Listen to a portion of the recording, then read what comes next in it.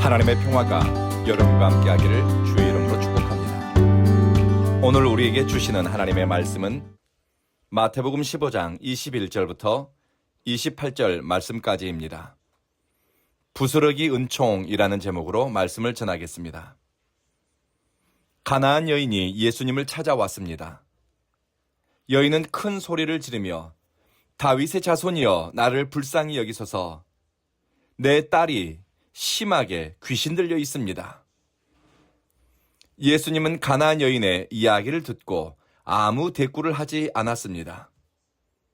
당시 유대 사회에서는 이방인을 사람 취급하지 않는 분위기였습니다.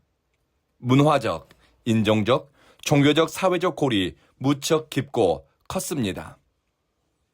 가나안 여인은 예수님께 나가는데 종교적 제약, 사회적 경계, 혹은 사람들의 시선 같은 것은 신경 쓰지 않았습니다. 알아 누워있는 딸 때문에 너무 절박했습니다. 이 절박한 마음은 사람들의 제지, 사람들의 시선, 사람들의 웅성거리는 소리 따위는 개의치 않고 다윗의 자손 예수여 나를 불쌍히 여기소서, 내 딸을 고쳐주소서 외치고 부르짖으며 예수님께로 향했습니다.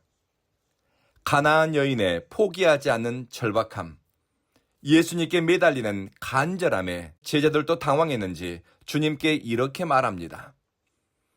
저 여인이 우리 뒤에서 계속 소리 지르고 있으니 안심시켜서 떠나보내 주십시오. 새 한글 번역에서는 이 구절을 저 여인의 소원을 풀어주시지요 라고 번역했습니다. 가나안 여인도 유대인들이 이방인을 차별하고 개 취급한다는 것을 다 알고 있었습니다. 하지만 자신이 받게 될 무시와 차별, 사회적 적대감보다는 딸의 고통을 더 아프게 느꼈습니다. 부모의 마음입니다. 딸의 고통을 지켜보는 어머니는 자식을 위해서라면 종교적 차별과 문화적 경계를 넘어서는 결단을 했습니다. 때로는 사회적 경계, 합리적 선을 넘어서는 선택을 할 때 위대한 은혜와 연결됩니다. 주님은 이렇게 절박한 어머니의 애타는 심정을 보시면서도 이런 말씀을 하십니다. 나는 이스라엘 민족의 잃어버린 양들에게 보냄을 받았다. 즉, 예수님의 사랑과 돌봄은 이스라엘, 유대인을 향한 것이라고 못 박은 것입니다. 이 말씀을 듣고 여인은 얼마나 마음에 낙심을 했을까요?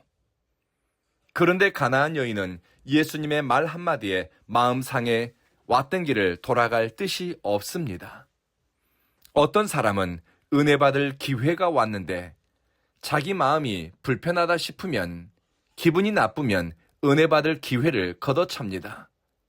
또 어떤 사람은 자기 신앙이 성장할 교회를 만났지만 작은 것 하나 마음에 들지 않는다며 혹은 섭섭하다고 은혜의 자리를 등지는 사람도 있습니다. 자기 감정이 태도가 되고 기분이 신앙의 선택을 하는 원리가 된다면 그 사람은 평생 유아기적 신앙을 벗어나지 못할 겁니다. 영적으로 지혜로운 사람은 은혜 받기 위해 머물러야 할 자리를 알고 또 내 기분과 감정을 죽이며 그리스도에게로 마음을 향합니다. 여인은 예수님께 조금 더 가까이 다가옵니다. 거듭 엎드려 절하며 말씀드리기를 주님, 저를 도와주십시오. 거절당한 것 같은데 여인은 오히려 예수님께 한 걸음 더 다가갔습니다. 예수님께 엎드립니다. 반복해 절합니다. 간절하고 절박한 속내를 드러내는 행위이고 예수님의 긍휼과 자비를 의탁한다는 의지의 표현입니다. 때로는 많은 말보다는 주님 앞에 엎드리는 행위가 자비와 긍휼을 덧입는 은혜의 통로가 되기도 합니다. 예수님은 당신께 가까이 다가오는 사람을 기뻐하십니다. 혈루증을 앓는 여인이 예수님의 옷자락을 붙잡았을 때 주님은 여인의 믿음을 칭찬하셨습니다.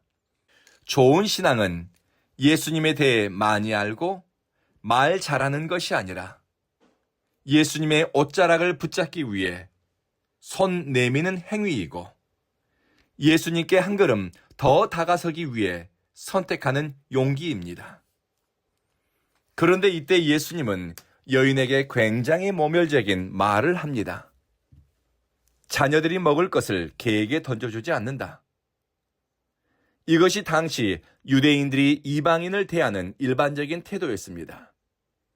이 지점에서 예수님의 의도를 문자 그대로 이해하면 안 됩니다. 예수님은 여인의 출신 성분을 비하하거나 모욕을 주는 것이 의도가 아닙니다. 당시 사람들이 가졌던 가장 일반적인 견해, 사회적 눈높이에서 여인에게 말을 하지만 마지막 구절에서 예수님의 본심이 드러납니다. 여인은 예수님의 말을 듣고 예 주님, 하지만 개들도 제 주인의 밥상에서 떨어지는 부스러기는 먹습니다. 여인의 대답을 듣고 예수님이 말씀하셨습니다. 여자여, 다른 표현으로 하자면 자매님의 믿음이 대단하군요. 바라는 대로 그대에게 이루어지기 바랍니다. 이 순간 예수님의 바람과 여인의 소망이 일치했습니다. 주님이 하실 것이라는 여인의 믿음과 부스러기 은총이라도 구하는 여인의 겸손한 마음의 소원, 우리 주님의 마음과 이어진 것입니다. 바로 그 시각 가나안 여인의 딸이 병고침을 받았습니다.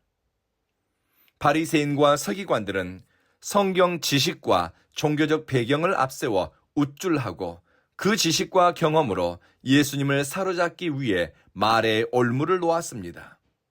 하나님의 선민이라고 자처하면서 마음속의 꿍꿍이는 예수님을 어떻게 해코지할까 그 궁리를 해댔습니다. 심지어 예수님을 잘 안다는 사람들도 예수님을 배척하고 무례한 태도를 보였습니다. 그런데 이런 유대인들이 개처럼 여겼던 경멸의 대상이었던 가나안 여인은 예수님을 온전히 신뢰합니다. 예수님은 이 여인에게서 신앙의 모범, 인내의 모범, 겸손의 모범을 발견했습니다. 뿐만 아니라 쉬지 않고 기도하고 무엇이든지 주의 이름으로 구하는 끈질긴 기도의 모범을 보았습니다. 특권의식만 강조한 유대의 지도자들과 장로들의 전통만 강조하는 사람들과 너무나 대비되는 모습을 이 가나안 여인이 보여준 것입니다. 이 가나안 여인은 신앙의 모범을 보여준 사람입니다. 예수님이 뭐라 하시든 순종하고 상황과 조건이 불리해도 예수 곁으로 가까이 다가간 신앙의 사람입니다. 귀신 들린 딸을 구해야 한다는 어머니의 절박함이 동기가 되었지만 오늘 이 사건에서 예수님의 마음을 움직이고 귀신을 몰아내며 기적을 이끌어낸 주도적인 역할은 어머니의 마음, 가나안 여인의 신앙의 역동성입니다. 선택받았다는 자부심, 구원받았다는 확신이 필요하지만 나는 매 순간 하나님의 은총이 필요한 사람입니다 하는 마음으로 겸손함과 간절함으로 주님을 바라보는 것이 신앙입니다. 일상에서 주여 내게 자비를 베푸소서, 나를 불쌍히 여기소서 하는 마음으로 살아내는 것이 임마누엘의 신앙입니다. 그리고 내 기분과 감정, 환경과 조건 혹은 사회적 분위기를 넘어 내 뜻과 소원 그리고 내 삶을 그리스도에게 가까이 움직일 때 우리는 주님이 일하시고 주님이 역사하시고 주님이 보여주시는 새 길을 발견하게 될 것입니다. 기도하겠습니다. 자비하신 주님, 주님께 우리의 사정과 형편을 아뢰기 위해 좀 더 주님 곁으로 다가가기 위해 선택하게 하소서.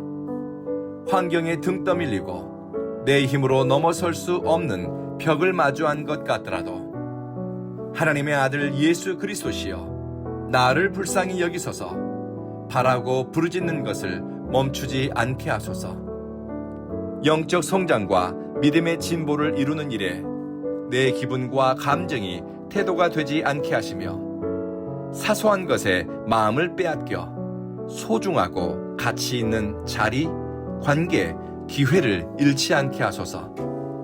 사랑하는 주님, 우리 온 교회에 예배자로 나오는 이들은 주님께 가까이 다가가기 위해 마음을 추스리고 주님 앞에 거듭 엎드려 절하는 가나안 여인처럼 주님을 경배하기 위해 겸손히 허리를 숙이게 하소서.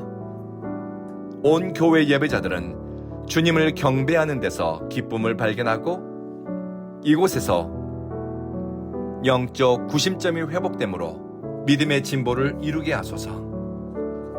사람들의 시선, 남들의 평가, 주변 분위기에 휩쓸리는 신앙이 아니라 예수께 붙들리고 예수님을 바라보며 예수님을 위해 선택하는 믿음의 사람으로 살게 하소서. 예수님 이름으로 기도합니다. 아멘.